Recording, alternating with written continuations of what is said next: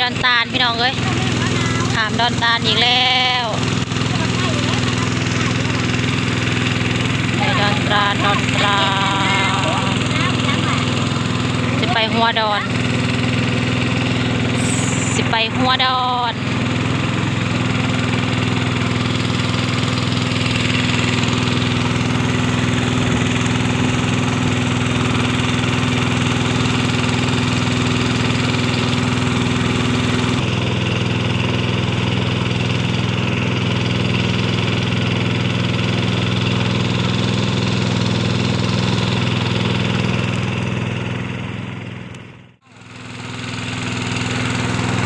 ิไปยามคนป่วย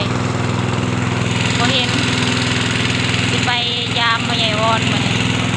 อยู่ดอนตาลพี่น้องเลยเราบ่สบายก็เลยไปนอนดอนตาลไปยามเรามาเนี่ยเบิ่งอาการก่อนยายก็มาสอบแสงหน่อยว่าอยากเห็นมีแต่ผู้หญิงล้วนๆวะนี่ผมมีผู้ชายพาไปเลย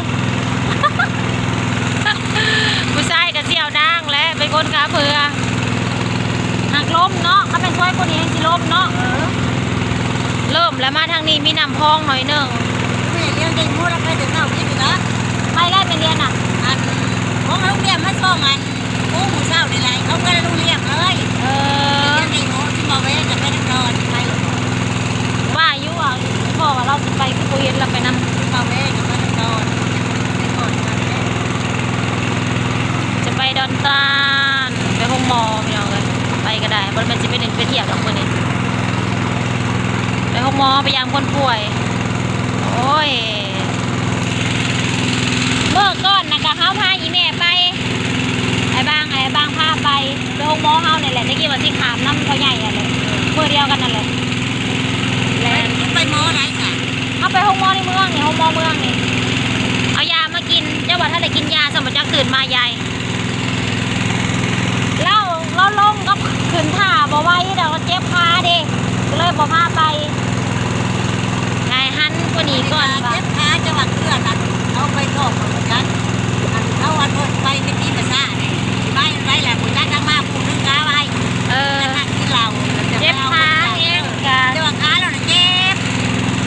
เจ็บขาเรายายก็เลยพาไปในนี้มาขึ้นท่าลงท่าบ่ไหวดอกว่ะบัดเมื่อวานเนี่ยพาปื้อไปห้องหมอน่ะเป็นใครจะแม่ทราบวันนี้จากห้องหมอค่ะว่ะ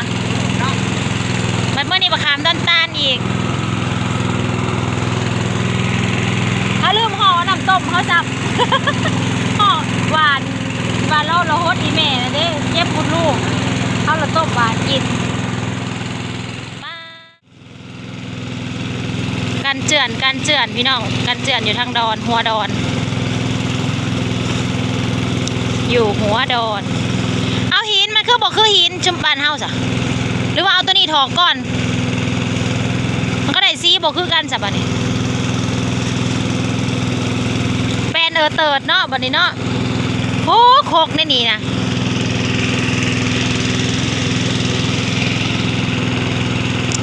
สวนไทยสันในนี่นะเบิร์ดเป็นเติร์ดผู้และอันแล้วผู้และนอกจังปลูกใหม่เขาเห็ดแล้วผู้และหักกะเลยเป็นเติร์ดพี่น้องเอ้ยหัวดอนมาหาปืดกับแป้งนี่เนาะ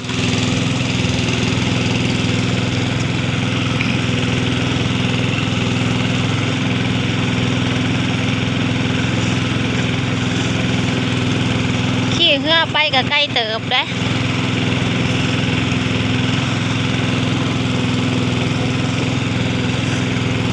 อันนี้หัวดอนทำเงินเฮาพี่น้องโอ้หัวดอนตาลอยู่พูด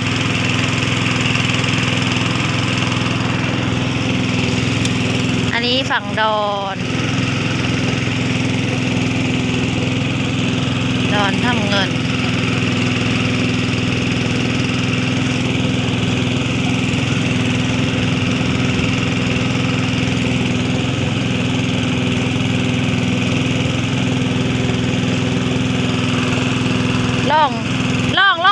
น้าหอยกอกบ่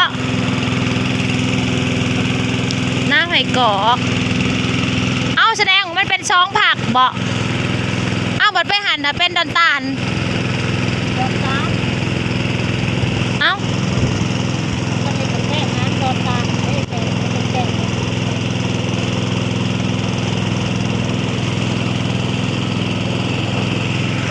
แค่บ้านเฮา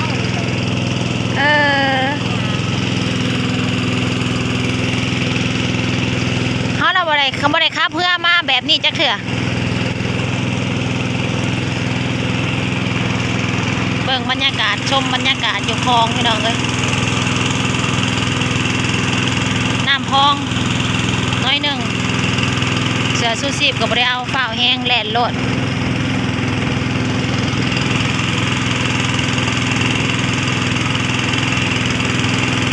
โอ้เพื่อลำน่ะก็ได้หาปลาอยู่กลางคลองอานากาดูดทิ้นดูดทรายพี่น้องของคนลาวเครื่องดูดทิ้นลาว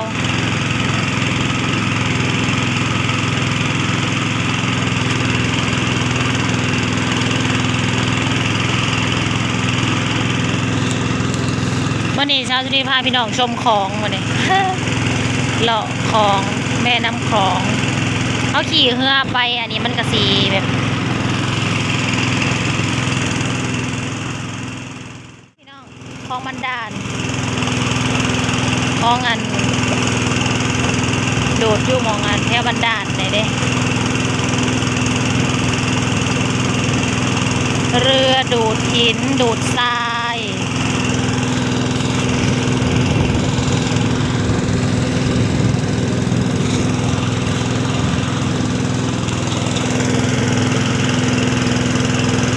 มองมันดูดเนี่ยมันคือสีโกนเนาะมันคือสีแบบเลิกน้ำคือสีเลิกเนี่ยดูดแต่ผีได้เนาะไปหอดผูมันก็ไปเรื่อยๆได้แหละเนาะ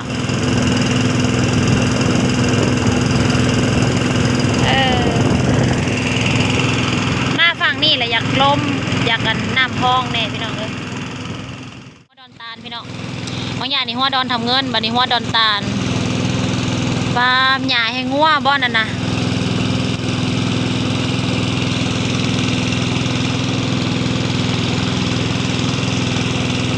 มะขาม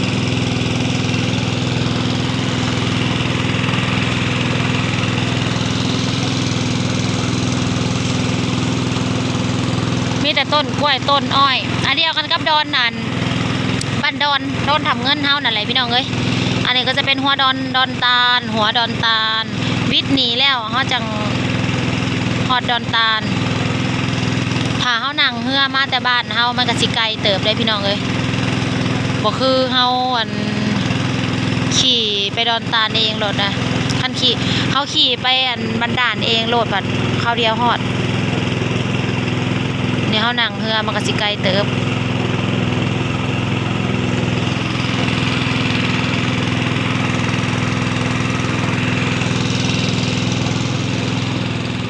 ยังอยู่หัวดอนตาลไม่เอาบ่เห็นนะมันสวยปาดนกทุกคนเลยนกน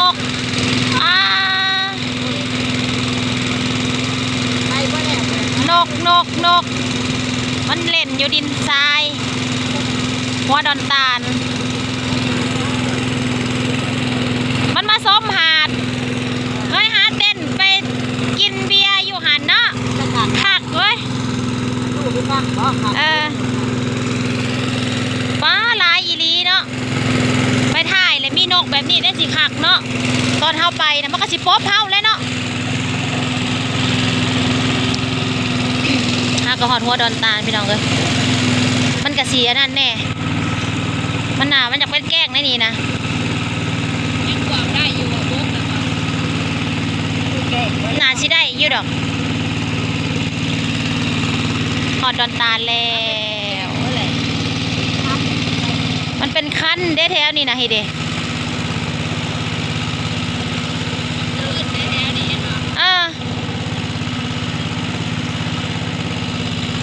หัวดอนตาล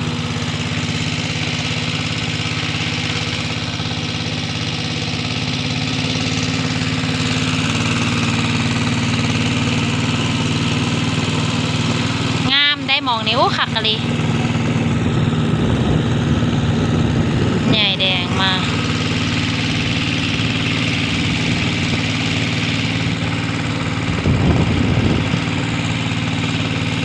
อุ้ยงามนกนะหันดิเอาลายอีหลีได้มาบ้านก็ไปลายปานนี้มาแน่ดำๆขมุมนี่นะซาวที่ชุ่มกล่องไปนี่นกทั้งนั้นเลยนะพี่น้อง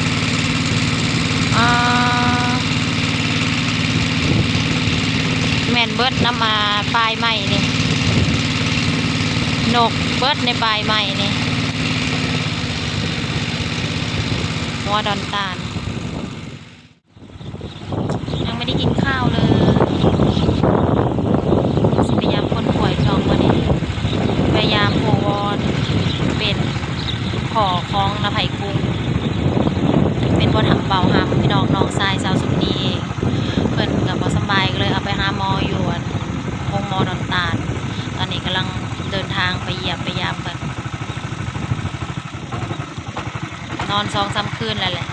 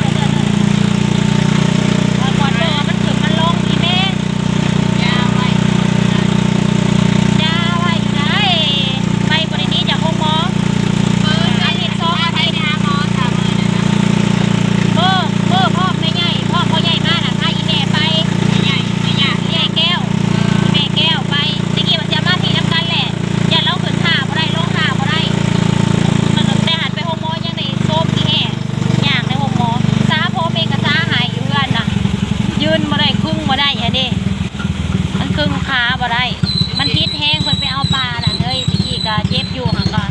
บ่ได้ปานนี้อันนี้แบบบ่มีแห้งเลยไปกันโตเอาปลาซิวดันไอ้น้องเย็นถึงอันนี้เอาปลาซิวนั่นรถพิษแห้งมันลงกี่ต้มแล้วผัดบ่ได้นั่งเนาะเอาไปโค้งๆอยู่ค่ะดิ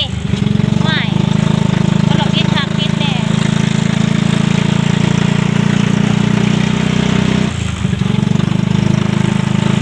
แล้วหาไม่กลัวเลือดบอกใช้มันในเลือดเพราะว่า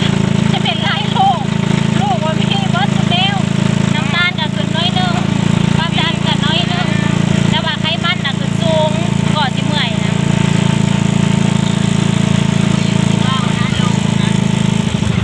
เองกูพาหมูไปเองก็กินน้ำต้มอัดยากระโดดกิโลนึงบัดแทงมันยาวๆนึงเองนะเย็บปีกบนลูกเองนะจักเบอร์ก็สิไปโมโมแววสิไปกวดพวกคุณลูกเองแล้วก็กวดที่แม่เลยเขามันมีอยู่2ไฟฟ้านะอีแม่เราเคยเขาอยู่2บดจะห่างไกลแล้วนะอยู่มันจอดแล้วลงตลาดเนาะมื้อนึงนี่นะบอกเราได้เด้อตลาดพอตลาดก้อนนี่แหละไปส่งเงินยายมวยโล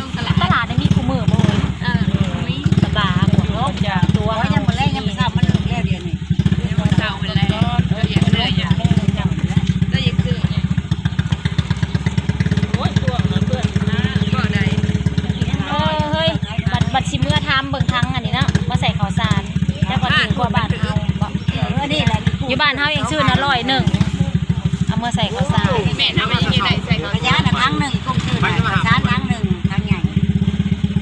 อ่านครบนะท้องถือของลายเคยข่าวไปมาเข้ามา ใส่หั่น เขาไปแล้ว ไต่หงหมอ อ๋อมือละใบอีกใบปากแซงนะ100เดียว1กระติกนะหั่นบ่ได้เอา ใส่ ก กั ระ บ ติกน้ำ ปากแซง เองซื้อในหั่นเดียว150บัดไปปากแซง100เดียวบัดบ่ได้เอา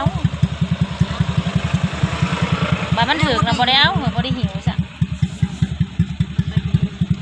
เราไปหมก ว่าเราตลาดตัวนี้วะ ตลาดทาเขา เขา แล้วมาถามไป จักจุ่มไปกันนักหน่อยบอก อยู่ลูกว่าเจ้าเจ็บขาเจ้าก็บ่ไปวะตอนนี้มาหอดโรงพยาบาลแล้วพี่น้องตอนนี้มาถึงโรงพยาบาลแล้วถ้าสนึกบ่เคยเข้ามาโรงพยาบาลเลยจัก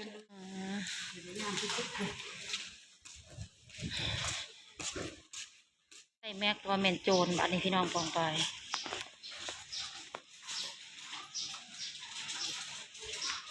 โจรเลย